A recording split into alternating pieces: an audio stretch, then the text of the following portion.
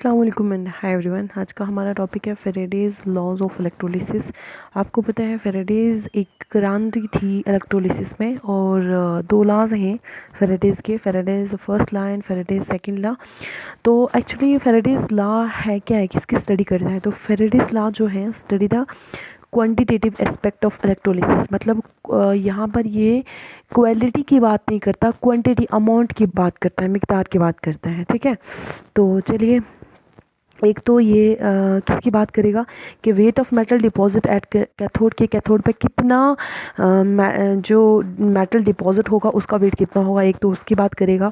ठीक है, दूसरी बात relation between weight of metal deposit and charge during electrolysis के, इलेक्ट्रोलिसिस के दौरान आपने कितने करंट पास करी और कितना चार्ज जो मेटल था वो डिपॉजिट हुआ, इनके बीच का रिलेशन भी डिस्कस करता है। चलिए हम सबसे पहले एक एक्सपेरिमेंट डिस्कस करेंगे, पढ़ेंगे, उस एक्सपेरिमेंट से हम फेरेडेज फर्स्ट लॉ समझ जाएंगे अच्छे से। ठीक है, तो देखिए एक्सपेरिमेंट क्या है कि सबसे पहले आपने एक कंपार्टमेंट लिया, एक बीकर लिया, और इसमें आपने क्या किया, दो प्लेटिनियम के इलेक्ट्रोड उठाए और रख दिए उसके बीच। ठीक है, ये प्लेटिनियम का एक एनोड बना दिया और एक कैथोड बना दिया। अब इन दोनों को एक बैटरी से कनेक्ट कर दिया, क्योंकि इलेक्ट्रोलिटिक सेल है और इलेक्ट्रोलिटिक सेल हमेशा किससे कनेक्ट होता है, वोल्टेज से। ठीक है, कैथोड पे नेगेटिव चार्ज और एनोड पे पॉजिटिव चार्ज। ठीक है, ये बातें तो आपको क्लियर है। अब देखिए कैथोड भी प्लेटिनियम का है और एनोड भी प्लेटिनियम का है। ठीक है, और जो अंदर इलेक्ट्रोलाइट है, जो सोल्यूशन है, सोल्यूशन के अंदर निकल नाइट्रेट है, NiNO3। ठीक है, निकल नाइट्रेट है। Let me zoom this first, हो सकता है आपको विजिबल ना हो, तो चलिए ये लीजिए।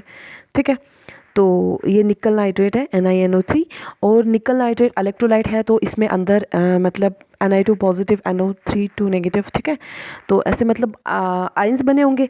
तो यहाँ सोल्यूशन से Ni2 प्लस निकल के बाहर देखेंगे तो उनको पता चलेगा है कैथोड पे जो है वो नेगेटिव चार्ज है, तो चलो उन्हीं के पास चल के बैठते हैं, क्योंकि अट्रैक्शन है। ठीक है, हम वहाँ पे हमारी रिडक्शन हो सकता है, हम इलेक्ट्रॉन ईजिली गेन कर सकते हैं, तो आराम से यहाँ सोल्यूशन से निकल के यहाँ पर आके बैठ के कैथोड के ऊपर।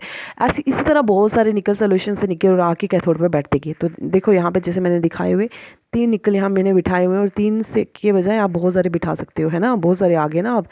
तो यहाँ पर आपको पता है कैथोड पे क्या होता है, रिडक्शन। रिडक्शन का मतलब क्या होता है, गेन ऑफ इलेक्ट्रॉन। और Ni2 प्लस क्या करेगा, 2 इलेक्ट्रॉन गेन करेगा, और 2 इलेक्ट्रॉन गेन करने के बाद बना देगा निकल सॉलिड। ठीक है, वहीं अभी हम सिर्फ बात करें, और ये चीज़ याद रखनी है, क्योंकि अभी हमने सिर्फ रिडक्शन के की बात करी, ऑक्सीडेशन की बात नहीं की। ये मैंने यहाँ समझाने के लिए लिख दिया है कि हमेशा एनोड के ऊपर क्या होता है, ऑक्सीडेशन होता है। ठीक है, और कैथोड पे रिडक्शन होता है। बात हम सिर्फ कर रहे हैं ना कैथोड पे, क्योंकि ये लाज यही कहता है कि कैथोड पे कितनी डिपोजिशन हुई, तो इस चीज़ को आप स्किप कर देंगे, किस वाली को, ऑक्सीडेशन को। चलिए अब देखो, अब deposition of nickel directly proportional to current flow. इसका मतलब क्या हुआ, देखो करंट मतलब जितना ज़्यादा करंट फ्लो होगा उतनी ज़्यादा डिपोजिशन होगी, क्योंकि जितने टाइम तक इलेक्ट्रोलिसिस चलेगी उतने टाइम तक निकल निकल निकल के कैथोड पे बैठेंगे ना। जब आपने इलेक्ट्रिसिटी बंद कर दी तो क्या निकल फ्लो करेंगे, नहीं करेंगे। ठीक है, तो ये वही चीज़ लिखी हुई है। और यहाँ पे एक बात लिखी हुई है कि अगर आप करंट, अगर आप आई का मतलब क्या होता है, करंट आई है, करंट आई मतलब डिनोट करते हैं करंट को। तो अगर करंट इंक्रीजेस और लंबे अरसे तक करंट चला रहे हो, टाइम को भी इंक्रीज कर रहे हो, तो जो W है वो इंक्रीज। अब W मैंने यहाँ क्या लिया हुआ है, ग्राम ऑफ निकल, कि जितना मतलब जो W ग्राम ऑफ निकल, जितना आप करंट बढ़ा रहे हो बच्चा जी, और टाइम भी बढ़ा रहे हो, मतलब मान लो 3 घंटे के लिए आप करंट चला रहे हो। ठीक है, और 3 घंटे में उतना ज़्यादा, मतलब 3 घंटे में बहुत ज़्यादा निकल डिपॉजिट हो जाएंगे कैथोड में। वहीं अगर आप 3 मिनट के लिए करंट चला रहे हो, 3 मिनट में कितने कितने कैथोड पे निकल बैठेंगे, थोड़े बहुत कम बैठेंगे ना, बहुत कम डिपॉजिट होंगे। तो 3 घंटे में बहुत ज़्यादा डिपॉजिट हो जाएंगे। तो ये वही चीज़ लिखी हुई है। ठीक है, W क्या है, ग्राम ऑफ निकल। उसके बाद आप देखिए यहाँ पर जो बैटरी है, बैटरी में मैंने क्या लिखा, ये जो बैटरी दी हुई है यहाँ पर, देखो बैटरी क्या है, बैटरी में क्या है, चार्ज इन सर्किट, और उससे डिनोट किससे किया है, Q से। ठीक है, तो ये था हमारा एक्सपेरिमेंट। चलिए अब चलिए अब first law, Faraday's first law of electrolysis देखते हैं।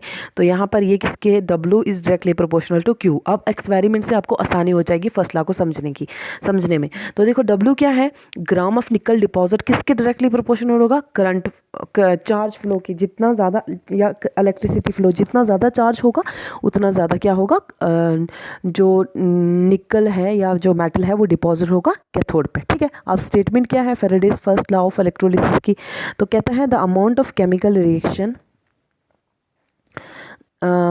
Which occurs at any electrode during electrolysis. कहता है वो अमाउंट ऑफ रिएक्शन जो किसी भी इलेक्ट्रोड पे हो रही है इलेक्ट्रोलिसिस के दौरान, जब आप करंट पास करते हो तो वो प्रोपोर्शनल होती है कितनी क्वांटिटी ऑफ इलेक्ट्रिसिटी आप पास कर रहे हो उस इलेक्ट्रोलाइट से। तो यही चीज़ हमने, ये जो W is directly proportional to Q है, इसी चीज़ को यहाँ स्टेटमेंट पे लिख दिया। ठीक है, अब देखो अगर W ग्राम ऑफ सब्सटेंस है, ठीक है, W ग्राम ऑफ सब्सटेंस है और Q जो कूलम है चार्ज का, तो W is directly proportional to Q हो जाएगा। अब प्रोपोर्शनलिटी के साइन को हटाने के लिए मैथमेटिकली ये देख रहे हैं अब हम। ठीक है, ये सबसे पहले फर्स्ट लॉ हो गया, एक्सपेरिमेंट हो गया, फर्स्ट लॉ हो गया, अब ये मैथमेटिकली देख रहे हैं।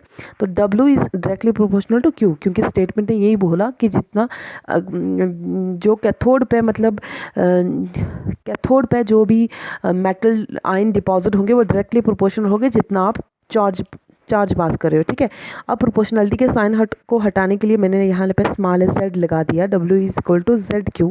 Z क्या है, प्रोपोर्शनलिटी कांस्टेंट, और इस Z की इज्जत बढ़ाने के लिए हमने इसका नाम दे दिया, और नाम क्या है इसका, इलेक्ट्रोकेमिकल इक्विवेलेंट। ठीक है जी, अब यहाँ से फिर आगे यहाँ लिख दिया।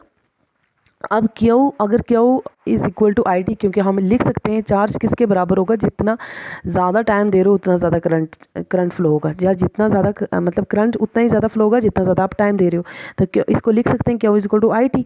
अब हम Q की वैल्यू डाल देंगे यहाँ इस वाली इक्वेशन में, तो बन जाएगा W is equal to ZIT।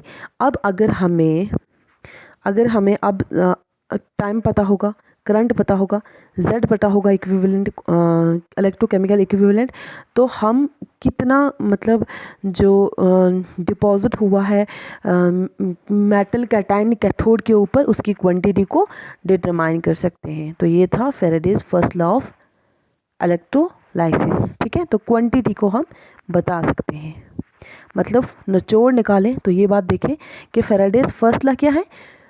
Faraday's first law है कि कैथोड पे कितना जो मेटल आयन डिपॉजिट हुआ, ठीक है, तो ये रिलेशन किसका देता है, सिर्फ W is directly proportional to Q।